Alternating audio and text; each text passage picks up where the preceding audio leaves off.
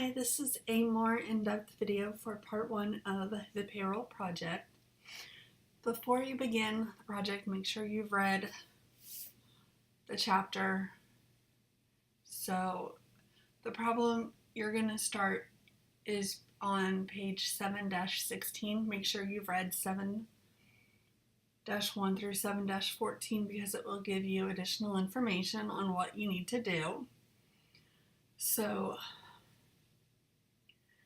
the first thing, and it tells you whether they're on page 730 it tells you salary or hourly employees. So that's one thing you need to take care of. The president, all employees except administrative employees such as O'Neill, Ferguson, Mann, and Sikowski are paid time and a half for anything over 40 hours in a week. Bono and Ryan are paid time and a half for hours worked over 8 each workday, and for work on Saturdays and twice for paydays or Sundays. And so it just gives you additional information that you're going to need to know. For example, tax rates and how that applies to the employees, the group insurance, dues. So only 2 employees belong to the union, so those are only 2 employees that have dues. So let's go to the start of our project.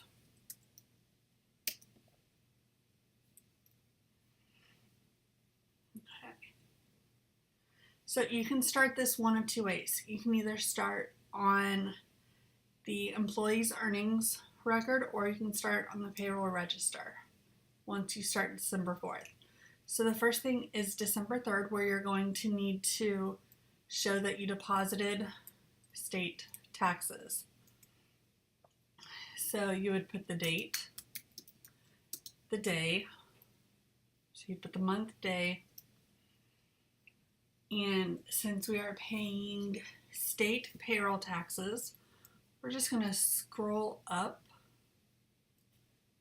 and find a transaction that's similar to what we're going to need. In this case,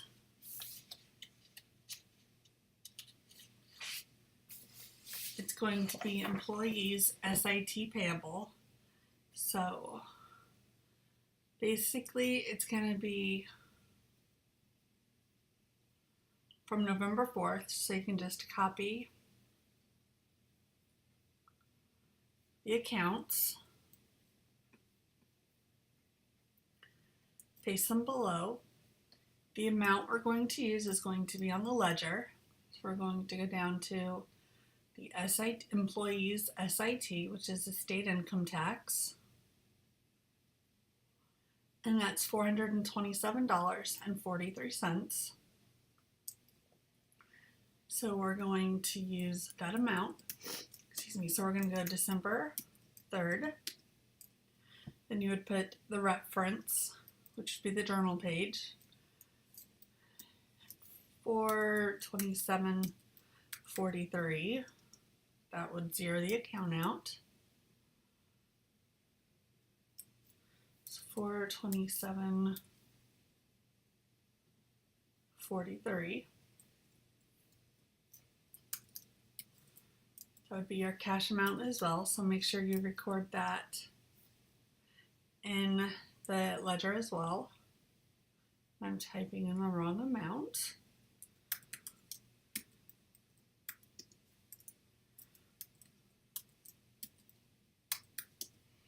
So that would also go into the cash account. For December 4th, when you have to pay taxes, the best one to use would be the information from the 6th. So you would just copy all 3 of those transactions and paste them below.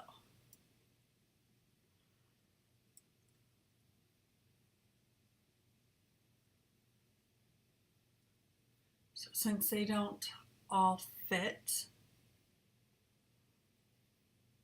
I'm just going to cut those and post them down below. And make sure, again, you would put December 4th. So now you're ready to begin the actual process of doing the payroll register or the employee's earnings record. Either way is fine to do first. It doesn't really matter. I find it easier to do the employee's earnings records because I can quickly look in the book and see which employees worked how many hours. So Bono worked 40 hours one week and 48 hours the other week. So he worked a total of 88 hours, but 8 of those hours is overtime. So we're going to put he worked 40 hours. That's $17.60. I'm sorry, he worked 80 hours. He worked 2 weeks. He worked 8 hours overtime. And since it was on a Sunday, it's double time. So we're going to take the $17.60 times 2, gives us $35.20. And so then everything is calculated for us except for his federal income tax. And to find that amount, we're going to have to go to the back of the textbook and use the wage bracket method.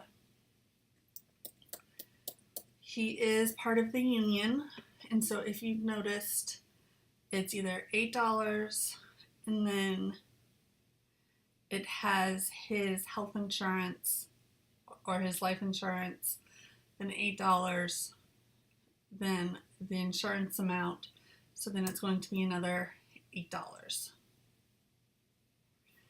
And the check number we're going to start with tells us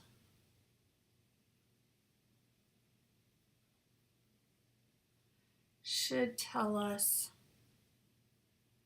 the check number we're going to start with. If we go back and look, we scroll down to the last employee. Looks like they ended up with check 711, so Bono is going to be check 712.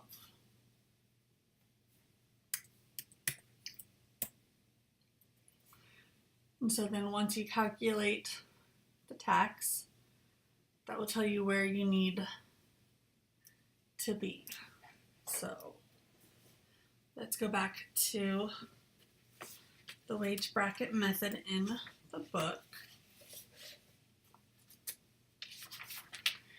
We're going to check he is married, 5 allowances. They are paid bi-weekly. So let's go in our textbook.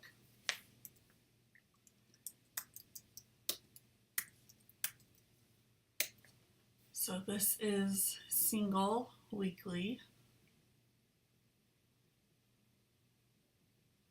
Married bi-weekly. He has 5 allowances, and his pay was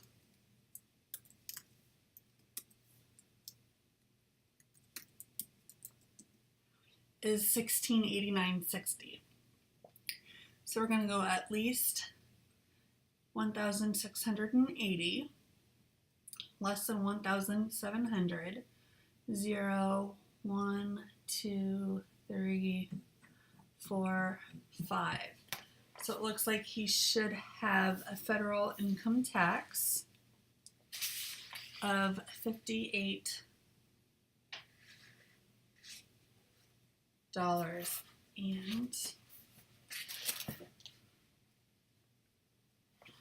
I'm looking at something wrong because that is not Right, let's do the math again. 1689. Let me just verify.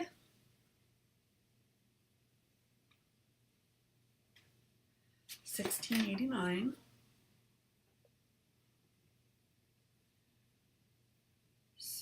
Okay, 0, 1, 2, 3, 4. So does he have 4 withholdings or does he have 5? So I'm going to go back and check the textbook. Because it says he has 5 allowances here. But that doesn't quite match with the information we're given.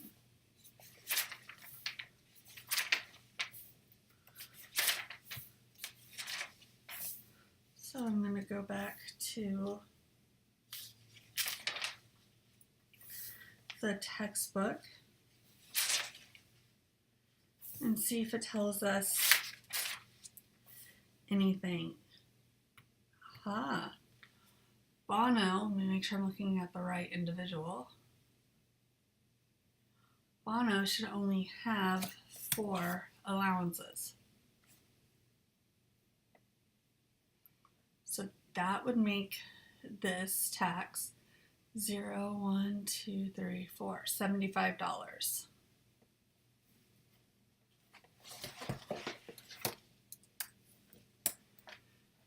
And then everything else is calculated for you. For Ferguson, since he is a salaried employee, we're going to assume it's 80 hours. He's going to get the same amount. We're going to use the same tax amount. Make sure we include his simple contribution. And it's going to be check number 713. So that's all you would have to do for the salaried employees for this paycheck. And so then we would transfer the information to the payroll register. So here we would enter in the same information. So we're just going to copy and paste. And then we have to look at the information in the textbook for Beth Woods. So let's go back to chapter 7. Let's see. And find out where it tells us about Beth Woods. Here we go. So we have her salary. And she claims 1 withholding allowance and she is single. So we're going to put single and 1. Make sure we go to the employee's earnings record and create a new record for her. And so it looks like that has been done, so we don't have to worry about that. So on the payroll register, we are given the hours worked.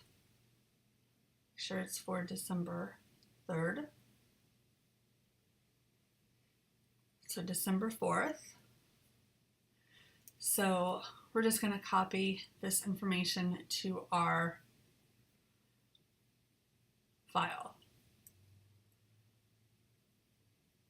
So this would be a Sunday, so we're going to start on a Monday. So we're just going to type in 5 days of 8 hours. Ferguson, we're going to assume worked 8 hours. Ford worked all 8 hours this first week. Mann is salaried, so we're going to assume he's worked all 8 hours. Same with O'Neill. Russell worked all 8 hours. Ryan, he only worked 4 hours on Thursday. So we're going to make sure we note that.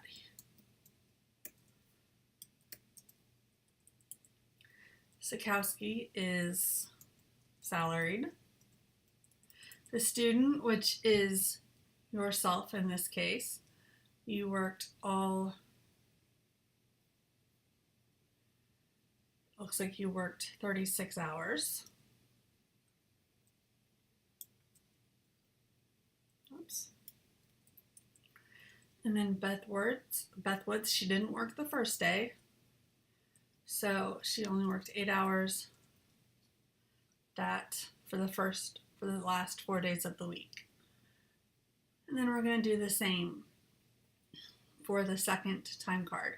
So Bono worked 8 hours, and then he worked 8 hours Monday through Friday. And we have 8 hours.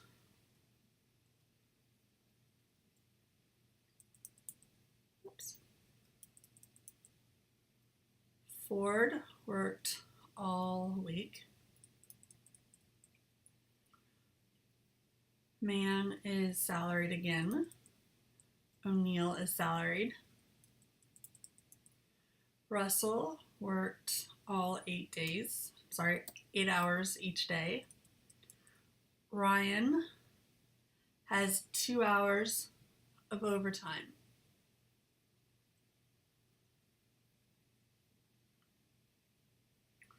So in that case, we are going to still enter 8 hours. But then we're going to mark down that he worked 3 hours of overtime. Sikowski is salaried. The student, there is 4 hours on a Friday. And then 8 hours again. So then we're just going to add up. So instead of taking the 8 hours that we put on a Sunday, we're actually going to move it over to the overtime column. We know he worked double time, and we already calculated that it was at $35.20.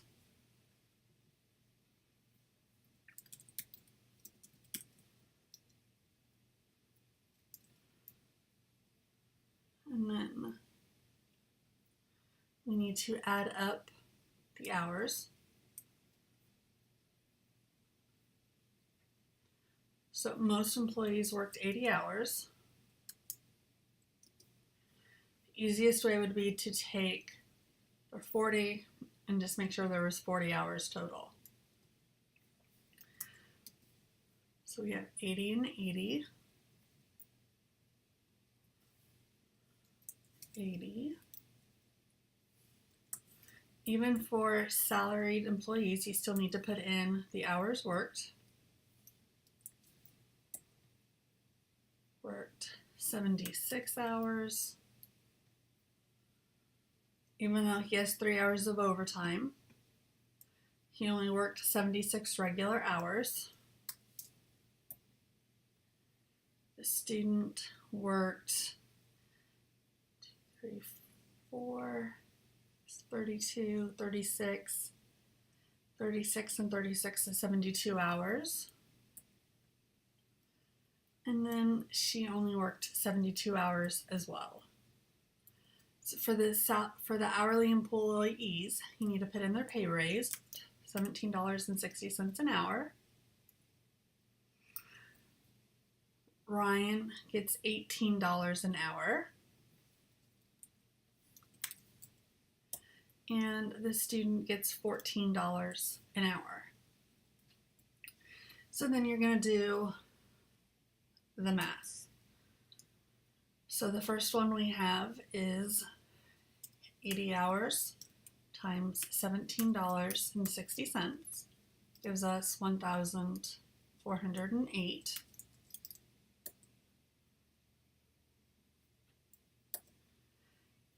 And then if we redo the math again, we have 8 hours times $35.20 gives us $281.60. And if you notice, it's going to calculate the taxes for you. You will have to put in that there is a union due. So that is for Bono and I believe Ryan. So you can go ahead and enter that for Ryan as well so you don't forget.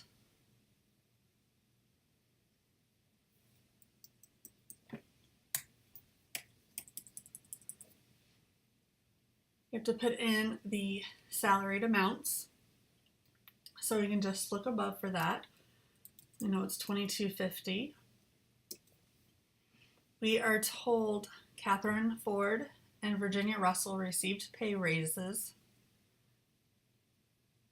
So that we need to be aware of. So for Catherine Ford, it changed to $640. So for that, we're going to take 640, multiply it by 2, which is 1,280. Man is going to get the same amount of $1,350. O'Neill is $2307.69. Make sure you do not round it. Virginia Russell, she also received a raise. So it's 630 times 2 is $1,260. Calculate Ryan. He's at $76 times 76 hours times $18. Gives us $1,368. He worked during the week, so it's only time and a half. So we have 18 times 1.5 gives us $27 an hour. So we have $27 times 3 gives us $81.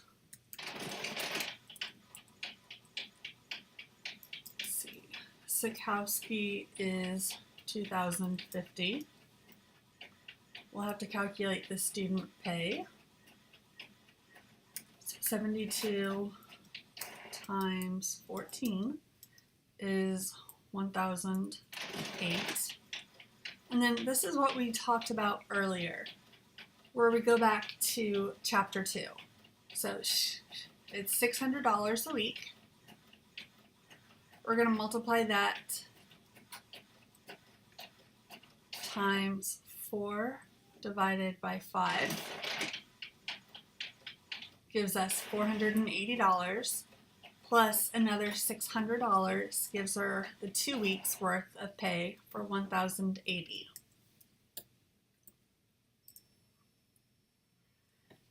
So here is where you're going to have to make sure you do the math yourself. Because it's not, the computer is set up, how the form is set up, it's not going to add the numbers correctly for you. So you're going to have to break out a calculator and just re-add all the numbers. Another way to do this is you can just go through and retype over the formula. It's whatever is more comfortable for you. So again, you can either add it up or just type in 104.76, 139.50, and then just keep doing that. That way it adds up for you properly. I've had a lot of issues where students don't take the time to double check Excel's math, and then they end up with the incorrect answer. And so you'd have to do that. You'd have to calculate your federal income tax. Again, you would look at the T-tables in the back of the book. Don't forget about the union dues. And also you need to take into account the simple contributions for the employees. On page 714, it tells you how much contribution per pay period. So Ferguson is going to contribute $500. Dewey Man is going to contribute $250.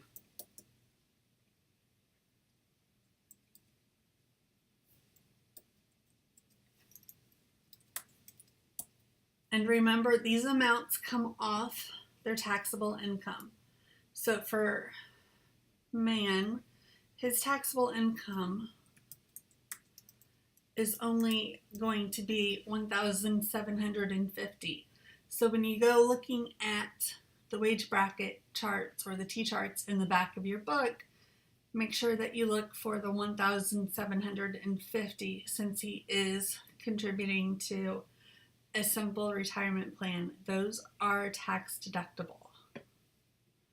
So you would have to enter in the other two employees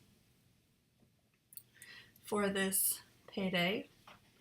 You would have to complete, once you complete the payroll register, you can then enter in the correct amounts in the journal. Once the information is in the journal, you then transfer it to the ledger. So as you do different parts of the assignment, make sure you check mark, cross out, make some notation that you've done that part of it. Once you get to the employee's gross pay, once you get to their actual take-home pay, make sure you enter in their gross pay. The easiest way to do that would just be to go back over to the correct column, copy, and paste.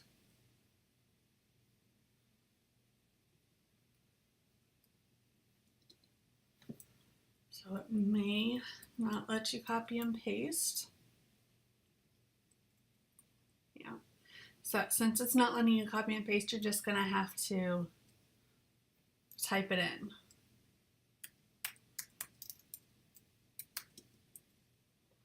And you would just do that for both columns. For Beth Woods, since she is a new employee, she will have SUTA and FUTA contributions. So to do that, you're going to look at the pages before the project actually begins, and it tells you how much is taxable. So for the purposes of this project,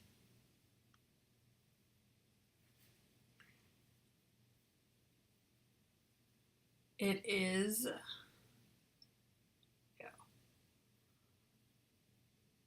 for FUTA, it is 6%, 0.6% on the first 7,000. So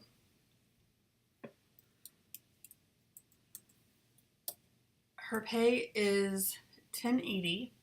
So to calculate her FUTA tax, I'm going to take the $10.80 times 0.6%.